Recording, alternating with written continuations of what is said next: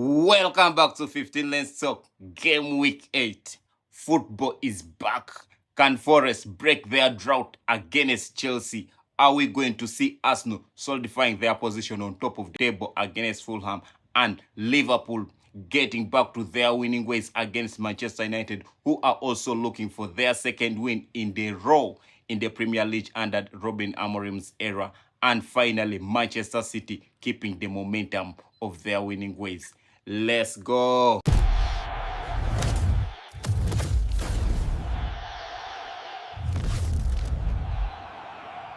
Nottingham Forest versus Chelsea at the City Ground. Some of the biggest talking points in this game are we going to see Chelsea keeping their winning momentum after beating Liverpool in game week 7?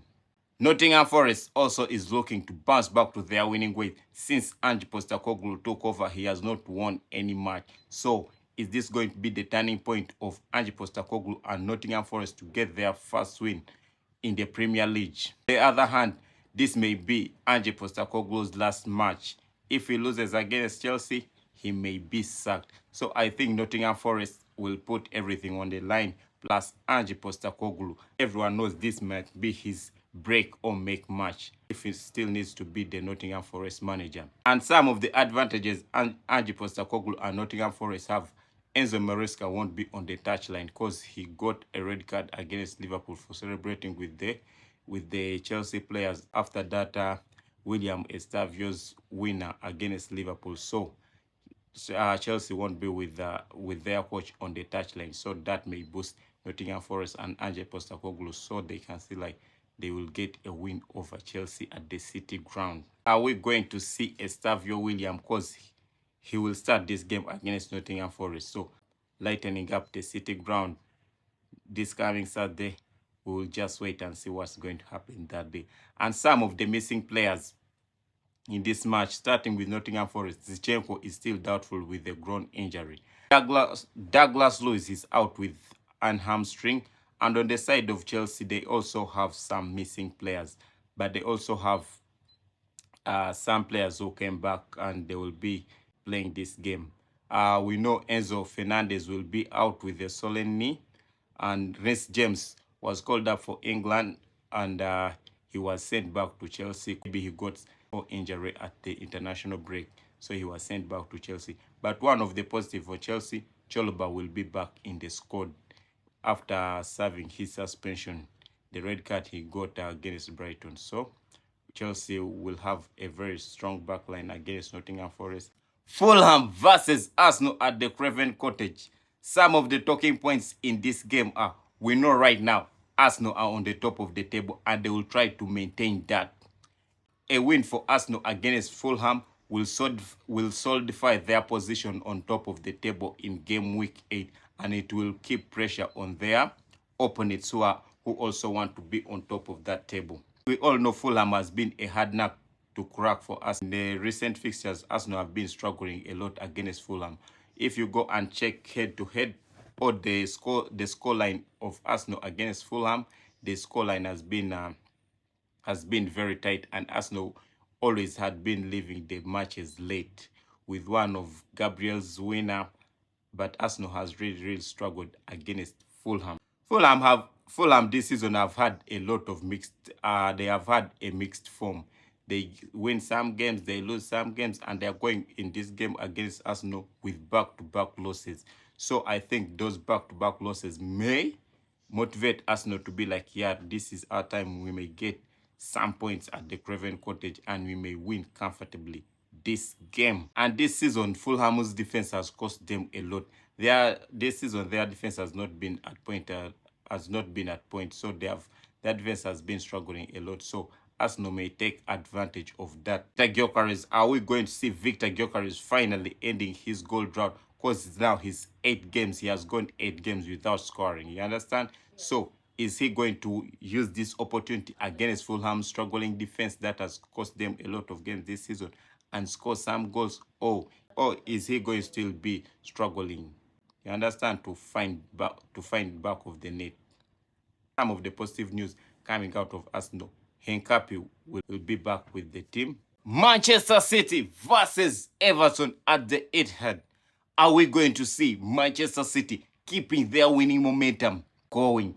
Though they had some shaky start of the season, but right now they are finding some momentum.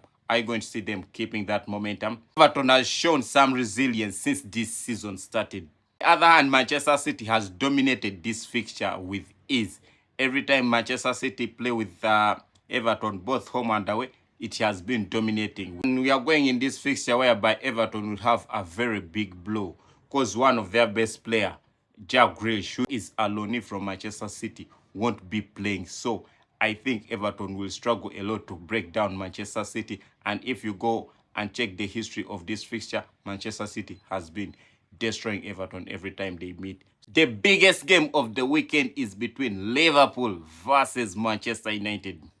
And some of the biggest talking points in these fixtures are we going to see Liverpool bounce back to their winning ways after suffering 3 consecutive defeats in all competitions? Or are you going to see Manchester United and Ruben Amorim getting their second win in a row since Ruben Amorim took over Manchester United and in the Premier League? Isak and Florian Wirtz, are we going to see them also shine in this game against Manchester United 3-4-3 system? Because Isak has been under scrutiny in these past fixtures, plus Florian Wirtz, 9 games, 0 assists, 0 goals. So this game, I think Florian Wirtz is under a lot of pressure, whereby there is an advantage for him in this game. Ryan Gravenberch got an injury, so he's most likely to start and he's most likely to play the full 90 minutes. Sesko, are you going to see Sesko continue with his brilliant scoring?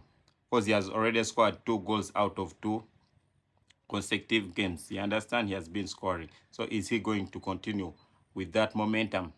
And Lamens, his game against when Lamens came in for Manchester United, his first debut game, he was really sharp against Sunderland. So right now he's going to face the big boys. He's going to face Mohamed Salah, Isak, Cody Gakpo. So is he going to show the same? Is he going to show the same quality that he showed against Sunderland, or he's going to fold under pressure? And we know at Anfield there is a lot of pressure.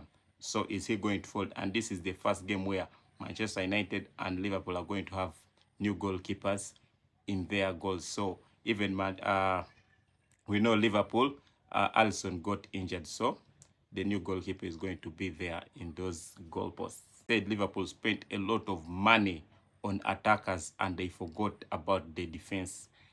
Konate got injured on international duty. So right now Liverpool have only one centre back plus one backup centre back, who is Joe Gomez. So are you going to see Joe Gomez starting in that centre back, or is Arne Slot going to start there, Endo? Because we know this season Arne Slot has been trying a lot of things. So is he going to go with Endo, or he's going to go with Joe Gomez to pattern with Van Dijk? Right now, as we have been saying on this channel, Arne Slot is just praying for January so Liverpool can get some reinforcement in that centre back position.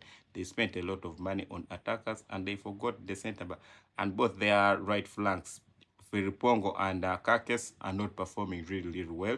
So right now I think Liverpool and Arne Slot, they need those guys to perform against Manchester United, because this is one of the biggest derby in the English game, Liverpool versus Manchester United. So let's wait and see what's going to happen. But right now Liverpool, their defense is lacking and is struggling a lot. Third thing in this game is that one team wants to bounce back to their winning ways, while the other wants to keep their winning momentum going. So let's wait and see what's going to unfold on Sunday against Liverpool versus Manchester United.